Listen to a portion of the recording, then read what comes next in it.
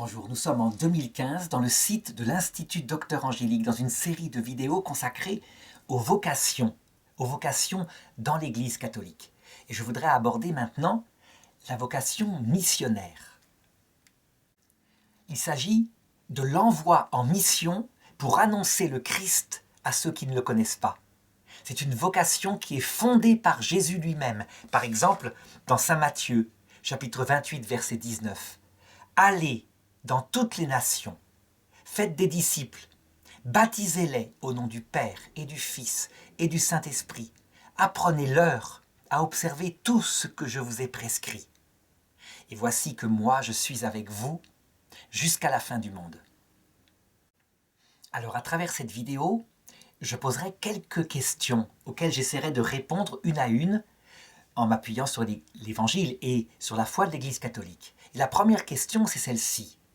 Est-ce qu'il s'agit d'une vocation particulière?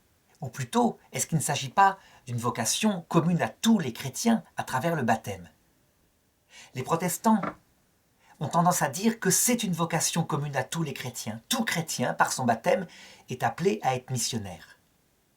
Les catholiques disent « oui, c'est certainement vrai », et surtout par la confirmation, c'est-à-dire le baptême arrivé à sa plénitude, qui fait des adultes chrétiens, tandis que le baptême peut être communiqué à des bébés, des commençants dans la foi chrétienne. Mais les catholiques affirment aussi qu'il y a un appel spécial qui peut être donné à quelques-uns. Et ils s'appuient sur cela, pour dire cela, sur la considération de ce que fait Jésus avec ses 12 apôtres et avec ses 72 disciples. Il les appelle de manière particulière et il les envoie deux par deux pour annoncer son message dans toutes les villes de la Palestine. Ou plutôt, parce que j'utilise un terme anachronique, dans toutes les villes d'Israël.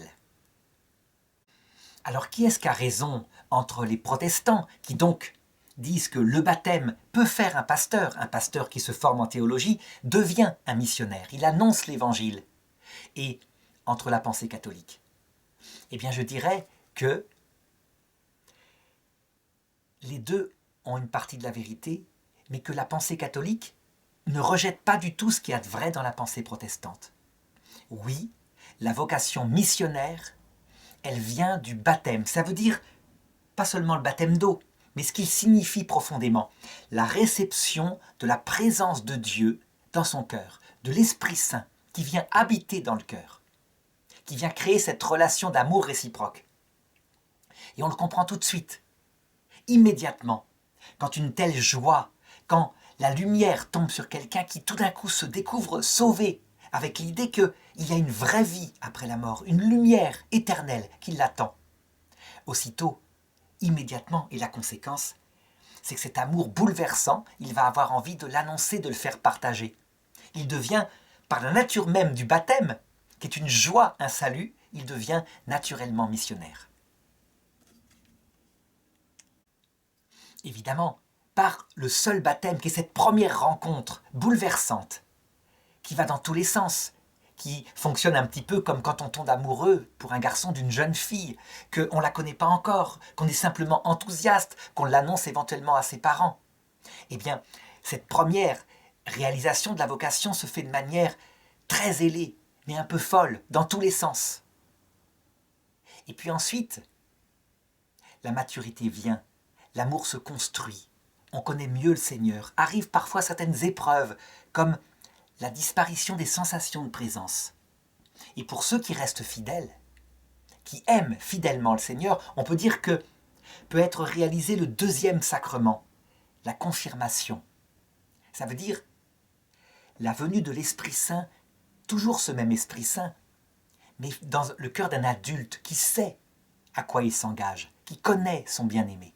C'est un peu comme si dans un couple, après, je dirais, la folie de ce temps de passion quand on commence à se connaître, arrive l'épreuve de la nuit des sensations, il y a moins de sentiments, mais qu'on reste, parce qu'on connaît l'autre. On sait à quel point c'est quelqu'un de bien, on lui a pardonné, on sait pardonner quand on s'est engueulé, et on s'aime, on se choisit. C'est la confirmation de cet amour. Est-ce que là, il y a une vocation missionnaire? Oui. Mais elle est beaucoup plus adulte. Elle est moins dans le feu de l'enthousiasme, elle est plus dans la joie d'annoncer le bonheur qui va durer toute la vie. C'est donc issu du sacrement de confirmation, ou plutôt, au-delà des sacrements, de la réalité de la confirmation d'un amour qui est resté fidèle, une vocation missionnaire qui se réalise. Ensuite, est-ce qu'il peut y avoir quelque chose de particulier, un appel particulier de certains baptisés, de certains confirmés pour une vocation missionnaire? La réponse est oui, un peu comme, par exemple, dans la vie concrète, entre un homme et une femme qui s'aiment. Il peut y avoir certains qui sont appelés à devenir, par exemple, conseillers conjugaux ou à aider d'autres jeunes gens à se rencontrer et à fonder eux-mêmes un mariage. Tout le monde ne peut pas être missionnaire de cette troisième façon. C'est un appel particulier. Eh bien, par analogie, dans la vocation chrétienne, c'est pareil. Le Seigneur appelle des ouvriers à sa moisson. Pas tout le monde de manière spécifique, comme je l'indique. Tout le monde, par contre, a annoncé autour de soi, à ses enfants, à sa famille, à ses amis, à avoir une tête de sauvé. Mais pour ce qui est de la vocation missionnaire, particulière, comme partir à l'étranger, annoncer aux peuples qui ne connaissent pas le Christ, c'est un appel particulier. D'ailleurs, c'est vrai aussi chez les protestants. Tout le monde n'est pas appelé à devenir pasteur. Et tout le monde n'est pas appelé chez les protestants à partir avec sa femme pour annoncer l'évangile aux nations étrangères, à partir en mission. Chez les mormons, il y a parfois cette idée que tout jeune homme pourra partir pendant 2 ans annoncer l'évangile partout. Pourquoi pas? C'est une autre façon de voir. Mais on ne reste pas missionnaire à vie dans cette confession-là. Donc on le voit, il y a une très grande souplesse de réalisation, mais il faut bien admettre, même si on est protestant et si on est catholique et orthodoxe encore plus, qu'il y a un appel particulier pour certains. Alors, deuxième question qu'on peut se poser, c'est comment savoir qu'on a cet appel? Eh bien, c'est comme dans toute vocation. D'abord, en soi, on peut avoir soit le ressenti, soit l'intelligence, la compréhension qu'on est appelé à ça. Le ressenti, c'est quand quelqu'un est pris par un zèle amoureux, une passion, pour pouvoir faire connaître ce qu'il a découvert aux autres. Et lorsque c'est dans l'intelligence, c'est quelqu'un qui a raisonné sa foi, qui l'a mieux analysée et qui se dit « je ne peux pas faire autre chose tellement elle m'a équilibré que de l'annoncer aux autres ». Dans les deux cas, la personne va se dire avoir une vocation et parfois elle vient vraiment du Seigneur. Mais pour être certain qu'elle vient du Seigneur, il y a un deuxième aspect qui devra être regardé. C'est la confirmation de l'Église. Une confirmation qui va se faire à travers une formation, une observation venant de l'Église catholique.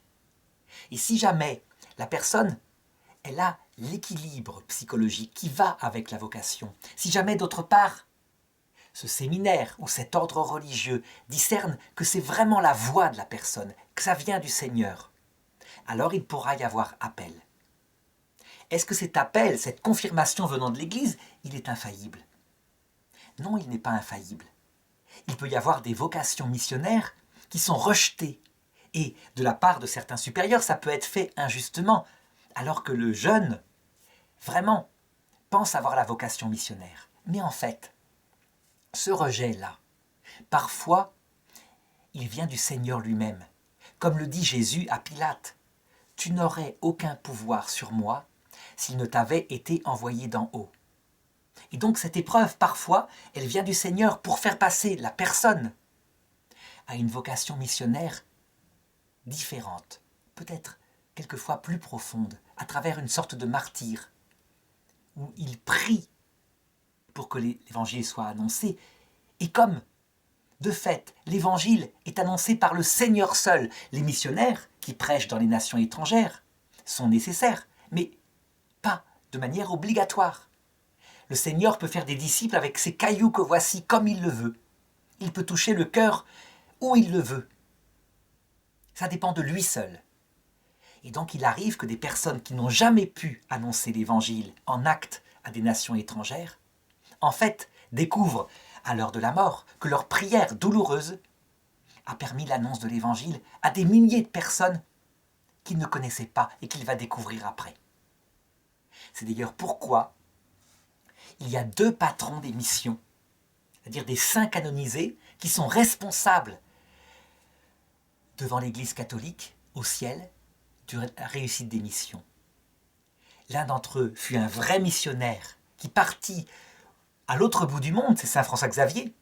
Donc il évangélisa en acte et il mourut même de misère en voulant partir au Japon. Parce qu'on ne le prit pas dans le bateau. Et l'autre patron des missions, c'est une petite religieuse contemplative qui n'a jamais quitté son couvent, qui n'a fait que prier. C'est sainte Thérèse de l'Enfant Jésus. Elle prie dans sa prière un missionnaire, un jeune missionnaire qui était envoyé en Asie. Et de sa part, elle dit « Je passerai mon ciel à faire du bien sur la terre ». Ça veut dire qu'elle ne cesse pas, actuellement où elle est au paradis, sainte Thérèse de l'Enfant Jésus, d'annoncer l'Évangile. Non seulement à des gens qui sont sur terre, on a des témoignages d'apparitions. Une dont on m'avait raconté l'histoire, qui s'est passée en Algérie, au moment de la guerre d'indépendance, lorsque les Algériens voulaient renvoyer tous les fonctionnaires qui étaient chrétiens. Et une dame qui était allée se confier à sainte Thérèse de l'Enfant Jésus dans son sanctuaire à Alger, fut convoquée par le ministre à son retour de cette prière, qui lui dit « Mais vous envoyez vos amis pour me faire des reproches par rapport à cette loi qu'on va prendre, vous avez bafoué votre devoir de réserve. » Et la dame de répondre « Mais je n'ai envoyé personne, j'en ai parlé à personne. Mais si, il y a une dame qui sort d'ici, d'ailleurs qui était voilée, etc. » Et cette petite dame a une intuition, elle sort de sa poche une photo de sainte Thérèse de l'Enfant Jésus, elle la montre, « Et vous voyez, dit le ministre, vous la connaissez, c'est votre amie. » Mais monsieur le ministre, cette femme-là, cette jeune femme-là, elle est morte depuis plus de 60 ans. Ça, c'est la mission de sainte Thérèse de l'Enfant Jésus, qui peut se réaliser sur terre, et qui se réalise par contre de manière universelle à ceux qui apparaissent, à ceux qui arrivent à l'heure de la mort, ceux qui arrivent dans l'autre monde. Ceux qui, une seule fois dans leur vie, ont prié la petite Thérèse, elle est là, accompagnée du Christ, accompagnée de la Vierge Marie. Elle est là, et elle annonce l'Évangile avec eux. Ça forme une église qui apparaît à l'heure de la mort, et ce sont véritablement des vocations missionnaires. Donc on le voit, la vocation missionnaire, elle est bien plus universelle que la seule mission comme le fait saint François Xavier. Et pourtant, c'est à ça qu'on pense. Donc, s'il arrive qu'une personne qui se croit appelée et qui est refusée par l'Église vit ça comme un martyr, elle peut parfois transformer les choses en prière contemplative et obtenir des fruits immenses qui seront manifestés lorsqu'elle arrivera dans l'autre monde. Ceci permet de comprendre que la vocation missionnaire, elle est universelle. Elle est bien liée au baptême, comme le disent les protestants, elle est liée à la confirmation. Et même l'appel particulier, qui peut toucher certains, parfois se réalise de manière contemplative, au fond d'un couvent contemplatif ou dans une vie de famille. Alors, troisième question que je voudrais poser, c'est est-ce que cette vocation contemplative doit se réaliser avec le moteur de l'inquiétude, de la peur pour le salut des pauvres pécheurs ou des hommes qui ne connaissent pas le Christ? Ou est-ce qu'elle doit se réaliser comme une espèce d'enthousiasme d'amour qui veut faire partager le plus vite possible ce secret qu'on a eu la chance de découvrir soi-même par le don de la foi venant de Dieu? Eh bien, je dirais que les 2 écoles existent et au cours de l'histoire, elles ont véritablement existé chez des saints qui ont été canonisés. L'école de la peur pour le salut d'autrui, on peut dire que son grand maître, c'est saint Dominique, le fondateur des Dominicains. Il paraît qu'il passait des nuits entières lorsqu'il était confronté, par exemple, aux hérétiques dans le sud de la France, les cathares, à pleurer et à prier devant le Seigneur en disant « Mais que deviendront les pauvres pécheurs ?» Et lorsqu'il passait dans les villages, qu'il voyait des gens mal évangélisés, souvent avec une pensée primitive et qui vivaient n'importe comment, et il pleurait des nuits entières, et ses frères le rencontraient parfois à la chapelle. Que deviendront les pauvres pécheurs? Le moteur qui motiva des milliers de missionnaires jusqu'à donner leur vie, le moteur de la peur pour le salut de ces pauvres pécheurs, eu un rôle essentiel et très important. Et je pense qu'il doit toujours avoir un rôle essentiel et important. Il est porté par ce qu'on appelle le don de science. Donc ce regard contemplatif sur les créatures de Dieu qui sont si éloignées de Dieu. Et c'est vrai que le risque que des personnes devenues profondément égoïstes parce qu'elles n'ont pas connu le Christ, le risque qu'elles choisissent à l'heure de la mort la liberté solitaire de l'enfer est réel. La Vierge Marie, dans l'apparition par exemple de Fatima, parle réellement de ce risque nombreux de damnation. Cependant, je voudrais mettre une petite nuance par rapport à cette peur. Cette peur venait d'une théologie particulière, une théologie qu'on appelle la scolastique, portée par saint Thomas d'Aquin et des grands docteurs de l'Église. Cette théologie, fondée par saint Augustin, affirmait que le dogme qui dit que tout homme qui arrive après la mort, sans connaître le Christ, quel que soit le motif, ce dogme qui dit que tout homme qui arrive comme cela, sans la grâce surnaturelle, de la charité vivante, active, lucide, tout homme est conduit aussitôt en enfer, ce dogme, il l'interprétait d'une façon presque matérielle. Ça veut dire que pour eux, la mort se définissait par le dernier battement de cœur.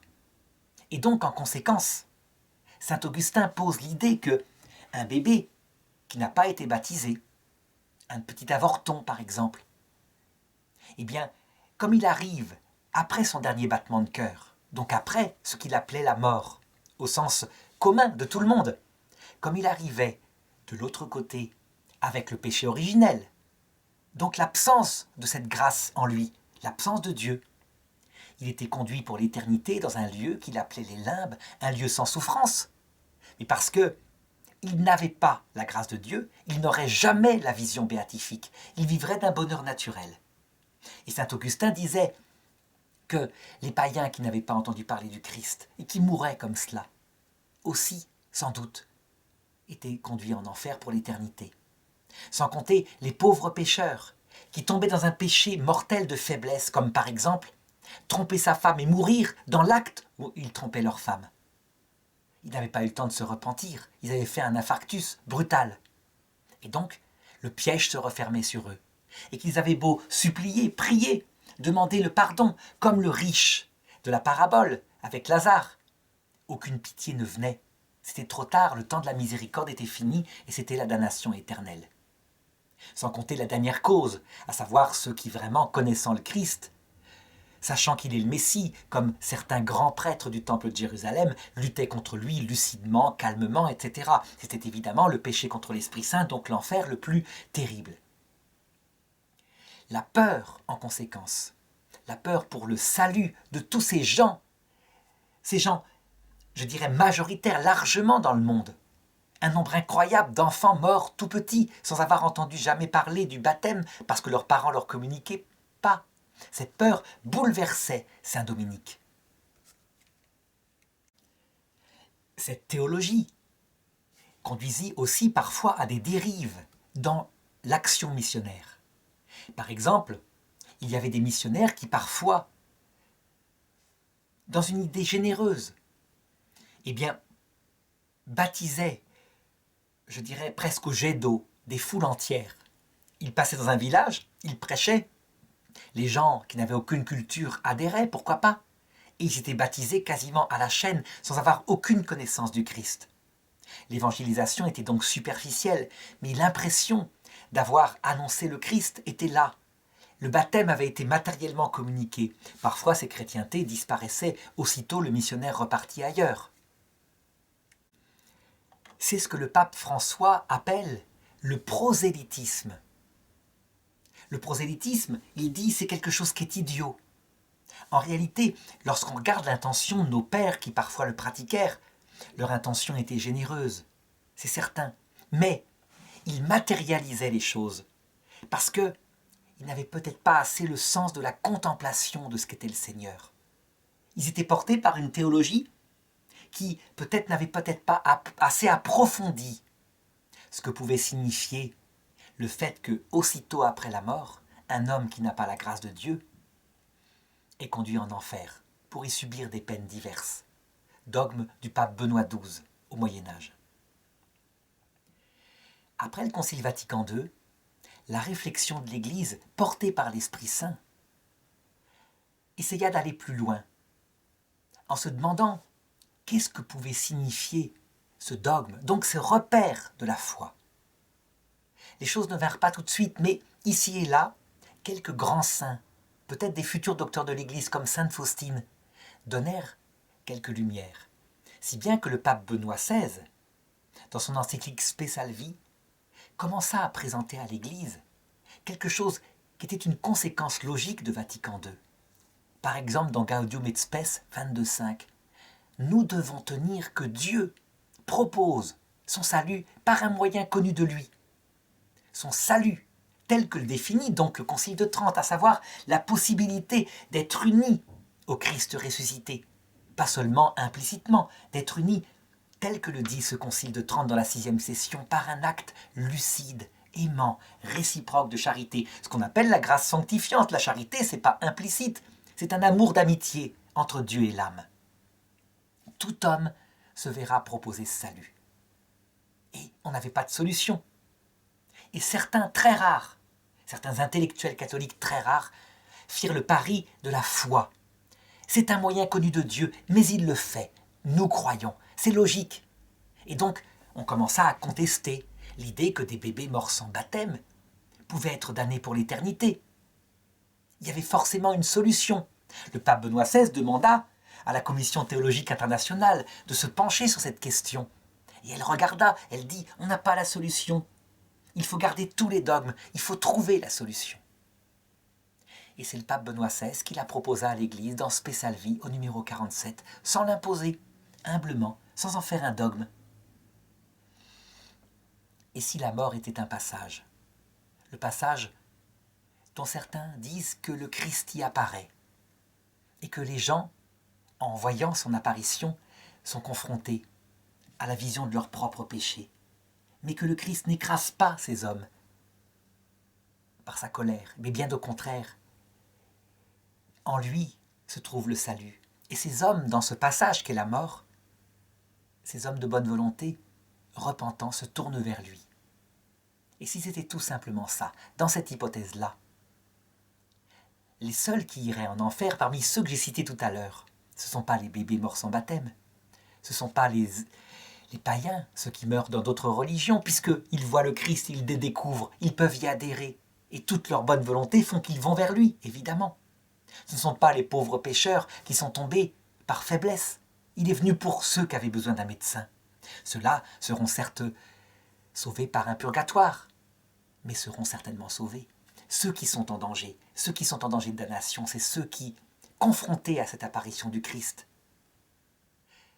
reconnaissant son message tel qu'il est, confrontés aussi à la proposition de l'ange révolté, un paradis alternatif et de liberté solitaire, où on est comme un dieu, on choisit le bien et le mal. C'est ceux qui, lucidement, sans aucune faiblesse, en fonction de ce qu'ils se sont fait durant leur vie, choisissent Lucifer. Ils ne reviennent pas en arrière, tellement la lucidité est parfaite. Dans cette hypothèse-là, qui se met de plus en plus en lumière, des prêtres l'enseignent de plus en plus, comme le père Galaise, les théologiennes, comme Françoise Brennhardt, le séminaire de Toulon, etc. Cette hypothèse-là, tout d'un coup, elle supprime la peur dont je parlais tout à l'heure. Et elle fait entrer la contemplation chrétienne dans un mystère de joie. Alors le Christ est un sauveur. Mais attention, en supprimant la peur dont je parlais tout à l'heure, en la remplaçant par la joie, la certitude que l'Évangile sera prêché quoi qu'il arrive à tout homme par l'Église du ciel s'il le faut, on pourrait dire que le zèle missionnaire est tué dans l'Église. À quoi bon évangéliser? À quoi bon une vocation missionnaire si de toute façon le Christ annoncera son évangile dans le passage de la mort? En fait, c'est là que doivent apparaître des vrais chrétiens. Des chrétiens qui ne cherchent pas le nombre, qui tout d'un coup, comme missionnaires, se rendent compte que leur vocation elle est gratuite. Ils sont des serviteurs inutiles, mais ils y vont, ne serait-ce que pas une chose précise, qui là, pour le coup, vient de la peur. La contemplation de la terrible croix que portent ceux qui ne connaissent pas le Christ. En fait, c'est plus tellement la peur pour le salut, c'est la peur pour cette épreuve terrible qu'on ne peut pas vouloir pour ses frères, à savoir qu'ils passent pour être sauvés par la croix lourde, horrible du mauvais larron, qui les écrase, qui produit en eux certes de l'humiliation et peut-être pour certains de l'humilité, mais qui est absolument sans lumière, lourde, horrible. On ne peut pas souhaiter ça à ses enfants, à ses amis. Ou alors par la croix du bon larron, un homme de bonne volonté qui espère que c'est vrai tout ça, qu'il y a peut-être un Christ, que le Christ est peut-être vraiment Dieu, mais qui n'y croit pas, le pauvre, parce qu'il le voit crucifié quand même. Il n'y a pas de résultat. C'est une croix horrible, le pauvre. Il n'a pas la certitude absolue. La croix par où passe celui qui connaît le Christ, elle est légère. Elle est comme la croix du Christ. Elle est légère parce qu'il sait où il va. Ça change tout quand quelqu'un sait où il va, qu'il sait que ce qu'il vit, qu'est la même chose que ses frères, ça aboutit à quelque chose de réel, la vie éternelle, que ça a un sens profond. Et donc, cette joie d'être sauvé, que tout a un sens, comment faire autrement que de l'annoncer? Par contre, il ne s'agit pas de baptiser au jet, il ne s'agit pas de faire un nombre et de les compter. Non, il s'agit de rayonner de cette merveille du Christ, le seul, dit l'Apocalypse de Saint Jean, qui explique la souffrance, qui peut ouvrir le livre scellé de 7 sceaux. Donc, tout ce qu'on vit, qu'on soit païen, chrétien, athée, musulman. Donc, la fin de toute chose qui nous brise le cœur. Un chrétien, il va avoir la joie d'annoncer l'évangile aux musulmans. Les musulmans, certes, ils savent qu'il y a une vie éternelle, mais il ne leur a pas été révélé parce qu'ils se disent serviteurs, qui n'ont pas accès à la chambre nuptiale. Il ne leur a pas été révélé la raison des souffrances qu'ils vivent. Seul le Christ le dit. Il s'agit de façonner aux hommes un cœur brisé, un esprit tout humble, kénose, parce que sinon, personne ne peut voir Dieu sans mourir. Il faut donc y passer tôt ou tard. Et eux, ils sont d'autant plus méritants, les musulmans, qu'ils font confiance à Dieu sans savoir. Mais l'idée de leur annoncer sans les forcer à croire. Et le chemin, ce sera l'Esprit Saint qui le fera. L'idée de leur annoncer, alors elle est absolument naturelle. Et ils font bien ce qu'ils veulent. Ce n'est donc plus du prosélytisme. C'est l'attitude de gens sauvés qui simplement rayonnent sans forcer personne ce salut. Et si l'Esprit Saint veut bien le faire connaître intimement à ces personnes à qui ils l'ont annoncé, eh bien tant mieux. C'est à l'Esprit Saint de choisir. Si l'Esprit Saint préfère laisser certains passer par la croix du mauvais larron, eh bien, il sait ce qu'il fait. Parfois, il faut peut-être être passé par le chemin du mauvais larron. C'est ce qui m'est arrivé jusqu'à l'âge de 13 ans. Parce que après, jamais on oublie l'horreur de ce chemin. Jamais. Mais du coup, jamais on oublie qu'il faut annoncer le mystère du Christ. Parce que on ne peut pas laisser ses frères vivre cela. Alors je voudrais parler maintenant d'une dérive possible de cette nouvelle spiritualité fantastique qu'a apporté le Concile Vatican II. Certains qui ont mal compris l'idée que nous devons tenir que le Christ proposera son salut à tout homme, se sont dit « il ne faut pas évangéliser, tout se vaut, toutes les religions se valent, les chemins mènent à Dieu ». Et donc je me rappelle avoir rencontré, lorsque j'étais jeune, un prêtre, missionnaire, parce que je pensais peut-être à la vocation, et qui me disait « Notre travail maintenant, c'est de produire de la croissance sociale. Donc si un jour tu y vas comme missionnaire, il faudra que tu aies un métier comme médecin, comme ingénieur, pour que ces gens-là aient un niveau de vie qui augmente. Et le reste, eh bien, c'est secondaire. » Il y a eu une véritable crise en Occident, une mort de la fécondité missionnaire dans l'Église, qui est venue, je crois, d'une mauvaise compréhension du Saint Concile Vatican II. En fait, ces personnes-là sont devenues, on pourrait dire, des des animateurs sociaux. Ils avaient perdu le sens surnaturel de ce que c'est que l'homme, comme si l'homme ne vivait plus que de pain et que c'était très bien. La conséquence a été terrible en Europe, puisqu'elle a plongé les gens dans l'idée que le pain suffisait pour être heureux. Il a plongé les âmes des Occidentaux dans des angoisses qu'ils n'arrivent pas à comprendre actuellement.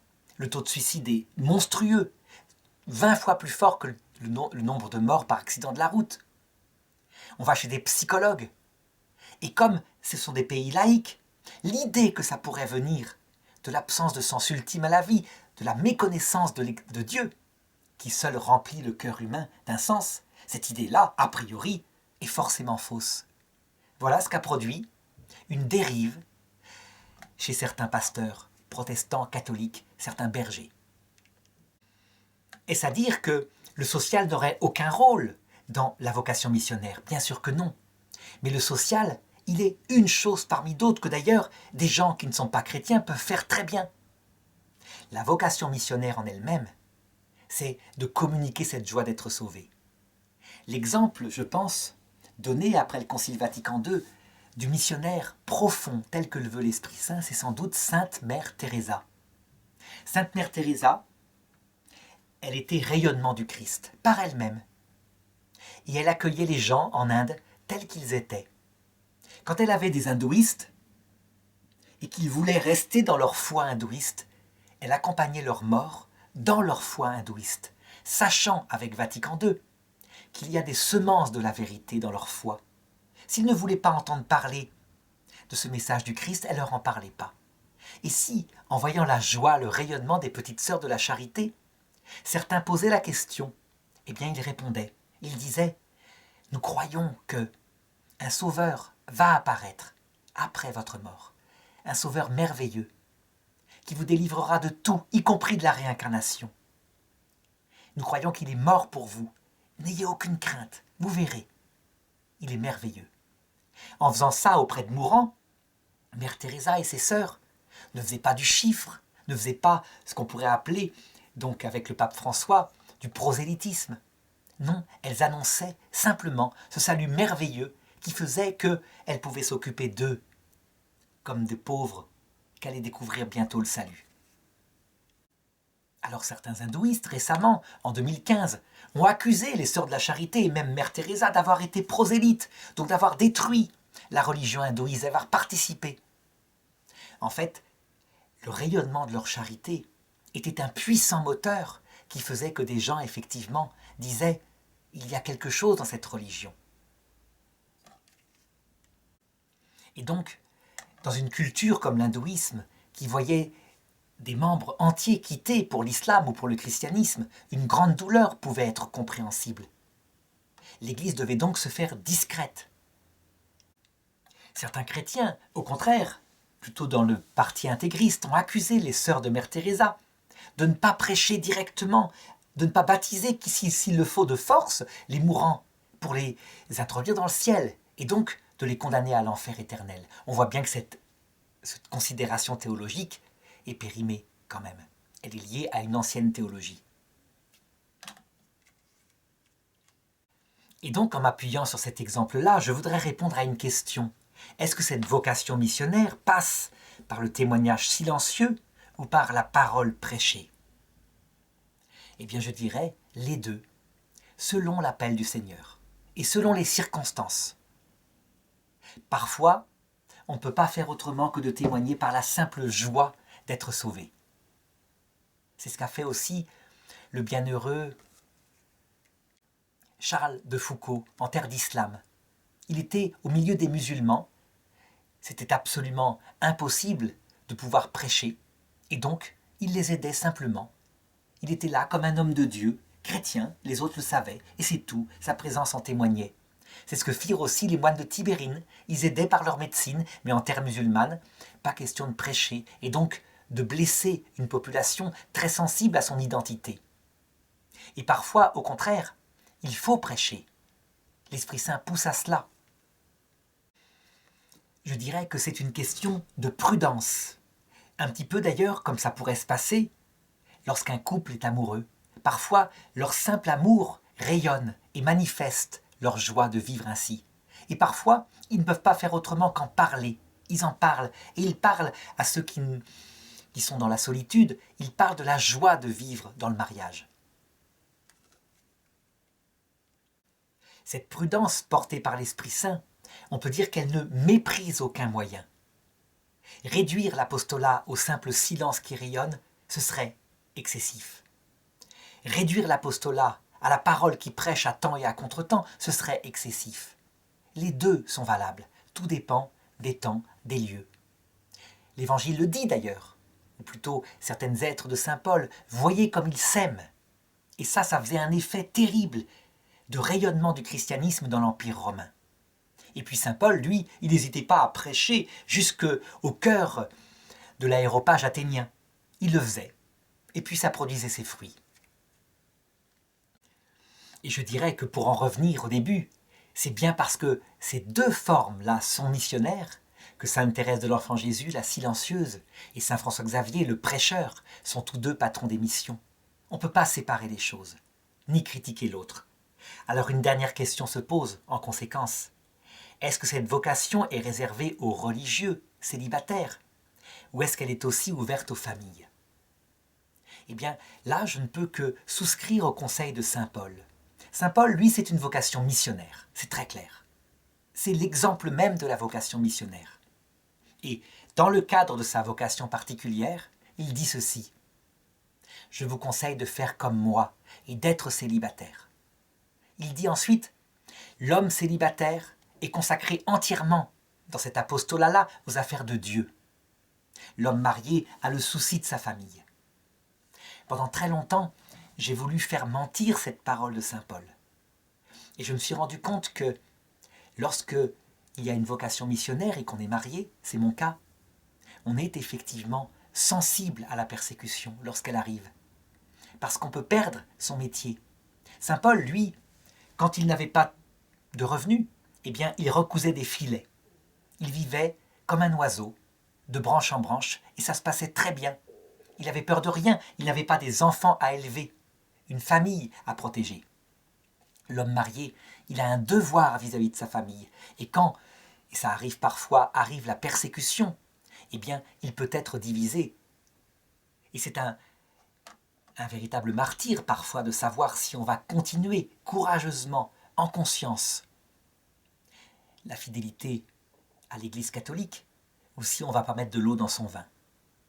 Il faut être fidèle, évidemment. La conscience ne doit jamais accepter, je dirais, une faute mortelle par rapport au Sauveur, pour sauver sa propre profession. Mais il n'empêche qu'il y a une véritable division. Pourtant, cette vocation peut aussi appartenir à des familles. Et là, on ne peut pas faire autre chose que de rendre hommage aux missionnaires protestants qui partaient à deux, hommes et femmes, mariés. La femme avait la vocation missionnaire avec son mari et elle l'accompagnait, même en terre de mission, y compris en Afrique, ou dans des pays où les fièvres étaient là, où on pouvait être tué à cause de sa mission. Quel courage que ces femmes missionnaires! Les catholiques, eux, optèrent plutôt pour des missions faites par des prêtres célibataires, des religieuses célibataires. Quelles furent les plus efficaces des missions? Eh bien, je dirais les deux. Partout, le Christ était annoncé. Et comme disait saint Paul, peu importe la manière de faire, le Christ est annoncé. Il faut juste avoir en tête, évidemment, que lorsque, comme le font les orthodoxes, il y a ce départ dans une mission, dans quelque chose de missionnaire, l'idéal est que l'homme et sa femme aient la vocation missionnaire. L'Église catholique, depuis le Concile Vatican II, a essayé de le faire un petit peu à travers le diaconat ordonné. Et lorsque l'Église recevait un candidat au diaconat, un homme marié, elle a tout de suite compris qu'il fallait recevoir aussi l'épouse. Parce que si elle ne le faisait pas, le mari, dans son zèle, se confiant, se donnant à son Église, aboutissait parfois à des divorces. La femme n'était pas prête à ça. Elle avait suivi son mari parce que c'était son idée. Mais elle ne s'attendait pas à ce que ce mari s'enthousiasme pour sa mission au point de mettre en second son épouse. Donc la pastorale catholique a essayé de chercher des couples où l'homme et la femme, ensemble, entrait dans cette vocation diaconale, l'homme étant seul ordonné, mais la femme le suivant avec ce zèle missionnaire. Alors, on aboutissait à quelque chose d'équilibré, de prudent, et on évitait parfois des divorces.